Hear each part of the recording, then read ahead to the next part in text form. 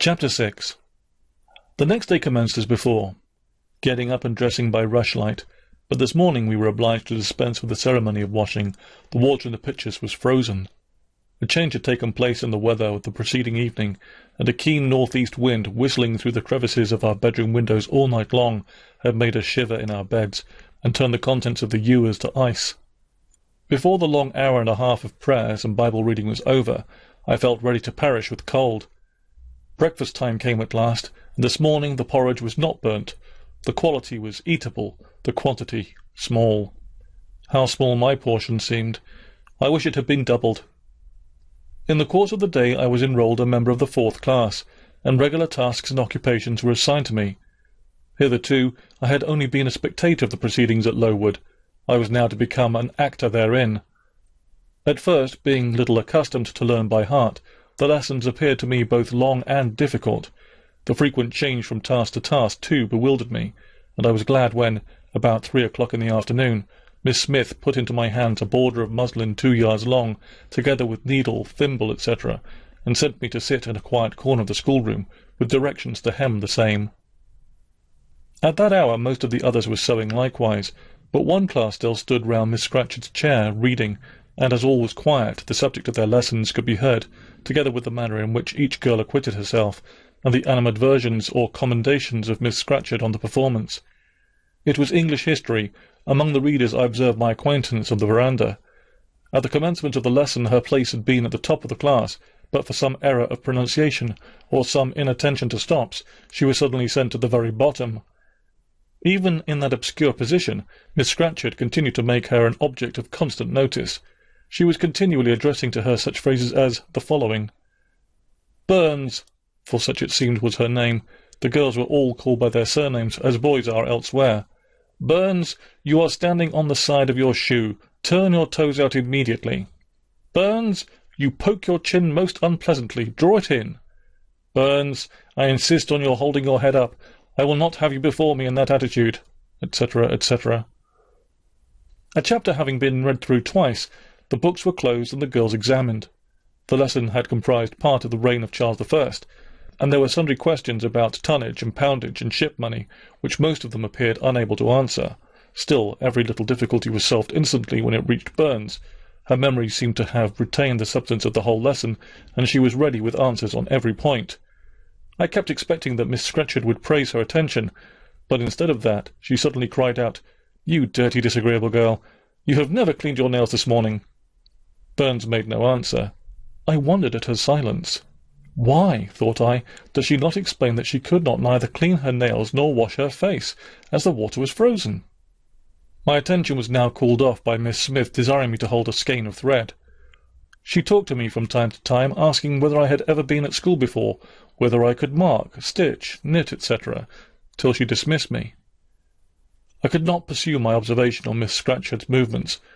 When I returned to my seat, that lady was just delivering an order of which I did not catch the import, but Burns immediately left the class, and going into the small inner room where the books were kept, returned in half a minute, carrying in her hand a bundle of twigs tied together at one end. This ominous tool she presented to Miss Scratchard with a respectful curtsy. Then she quietly, and without being told, unloosed her pinafore, and the teacher instantly and sharply inflicted on her neck a dozen strokes with the bunch of twigs. Not a tear rose to Burns' eye, and, while I paused from my sewing, because my fingers quivered from this spectacle with a sentiment of unavailing and impotent anger, not a feature of her pensive face altered its ordinary expression. "Hardened girl!" exclaimed Miss Scratchard. "Nothing can correct your slatternly habits. Carry the rod away." Burns obeyed. I looked at her narrowly as she emerged from the book-closet. She was just putting back her handkerchief into her pocket, and the trace of a tear glistened on her thin cheek. The play hour in the evening I thought the pleasantest fraction of the day at Lowood.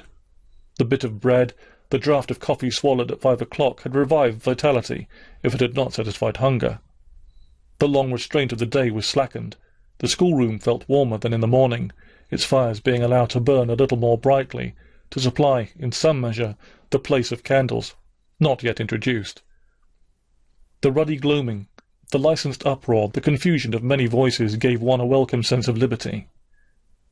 On the evening of the day on which I had seen Miss Scratchard flog her pupil Burns, I wandered as usual among the forms and tables and laughing groups without a companion, yet not feeling lonely. When I passed the windows, I now and then lifted a blind and looked out. It snowed fast. A drift was already forming against the lower panes. Putting my ear close to the window, I could distinguish from the gleeful tumult within the disconsolate moan of the wind outside. Probably, if I had lately left a good home and kind parents, this would have been the hour when I should most keenly have regretted the separation. That wind would have saddened my heart. This obscure chaos would have disturbed my peace. As it was, I derived from both a strange excitement, and reckless and feverish, I wished the wind to howl more wildly, the gloom to deepen to darkness, and the confusion to rise to clamour. Jumping over forms and creeping under tables, I made my way to one of the fireplaces. There, kneeling by the high wire fender, I found Burns, absorbed, silent, abstracted from all round her by the companionship of a book, which she read by the dim glare of the embers. "Is it still Rasselas?" I asked, coming behind her. "Yes," she said, "and I have just finished it." And in 5 minutes more she shut it up. I was glad of this. Now, thought I can perhaps get her to talk. I sat down by her on the floor. "What is your name besides Burns?" "Helen." "Do you come a long way from here?" "I come from a place farther north, quite on the borders of Scotland." "Will you ever go back?"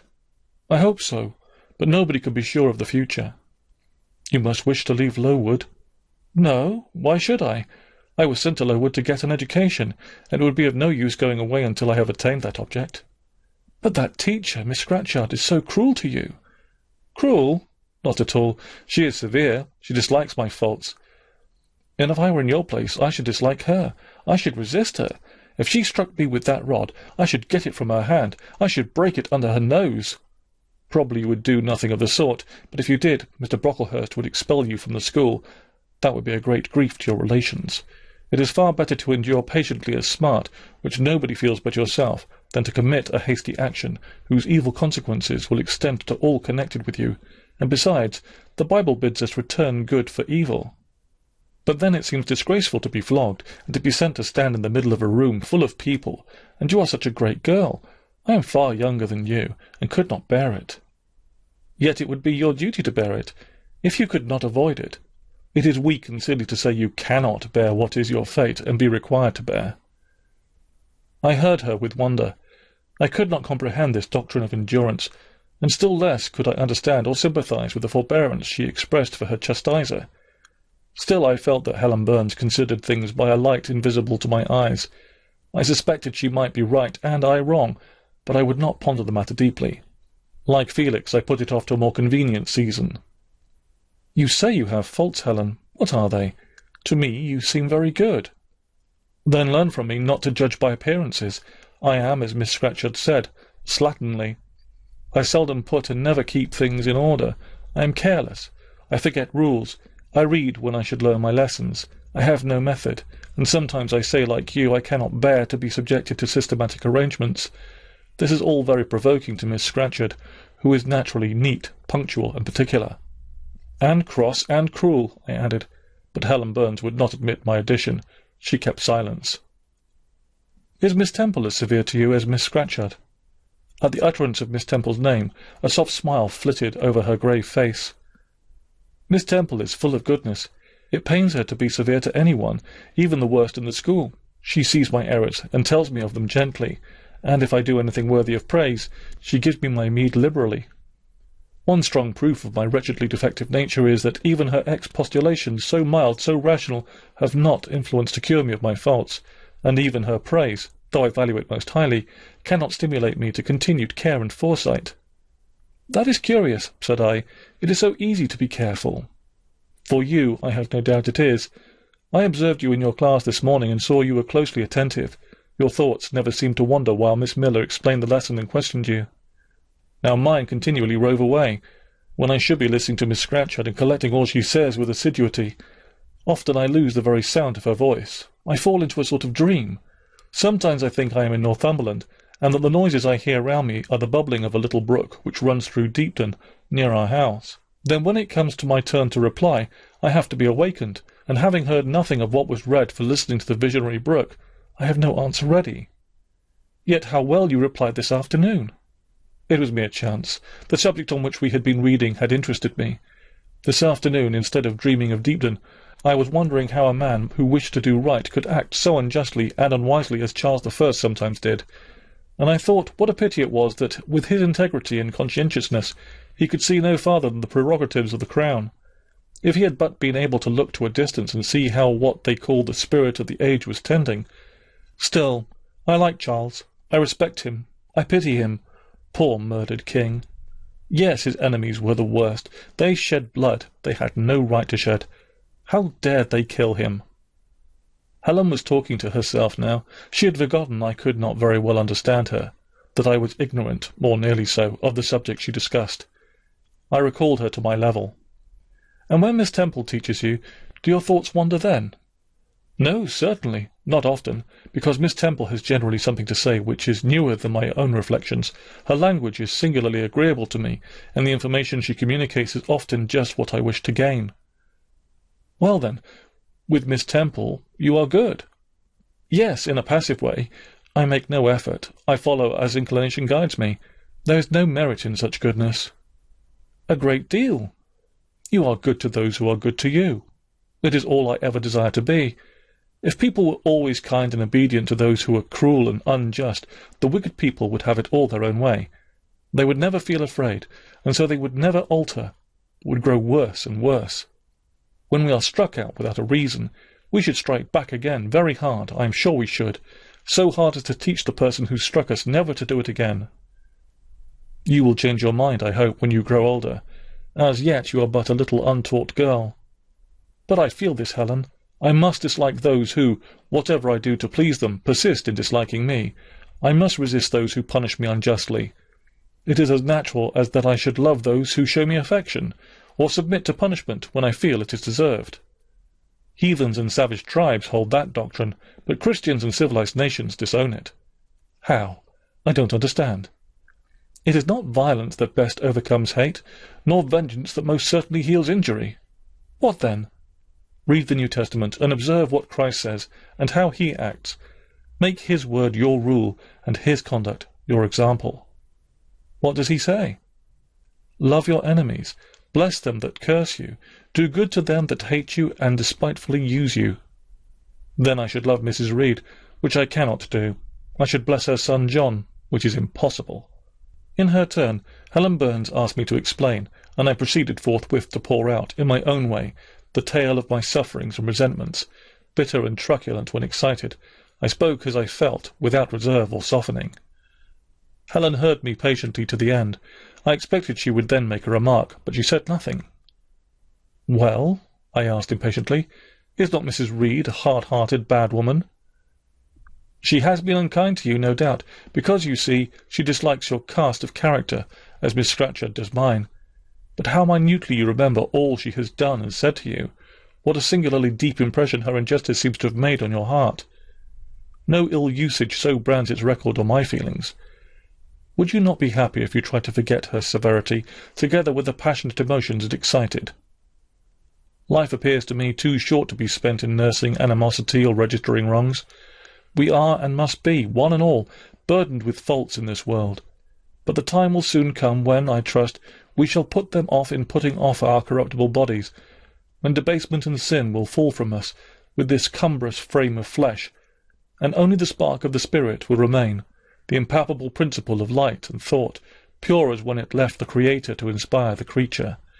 Whence it came it will return, perhaps again to be communicated to some being higher than man, perhaps to pass through gradations of glory, from the pale human soul to brighten to the seraph. Surely it will never, on the contrary, be suffered to denigrate from man to fiend. No, I cannot believe that. I hold another creed, which no one ever taught me, and which I seldom mention, but in which I delight, and to which I cling, for it extends hope to all. It makes eternity a rest, a mighty home, not a terror and an abyss. Besides, with this creed I can so clearly distinguish between the criminal and his crime. I can so sincerely forgive the first, while I abhor the last. With this creed, revenge never worries my heart. Degradation never too deeply disgusts me. Injustice never crushes me too low. I live in calm, looking to the end." Helen's head, always drooping, sank a little lower as she finished this sentence. I saw by her look she wished no longer to talk to me, but rather to converse with her own thoughts. She was not allowed much time for meditation. A monitor, a great rough girl, presently came up, exclaiming in a strong Cumberland accent, "Helen Burns, if you don't go and put your drawer in order and fold up your work this minute, I'll tell Miss Scratchard to come and look at it." Helen sighed as her reverie fled, and getting up obeyed the monitor without reply, as without delay.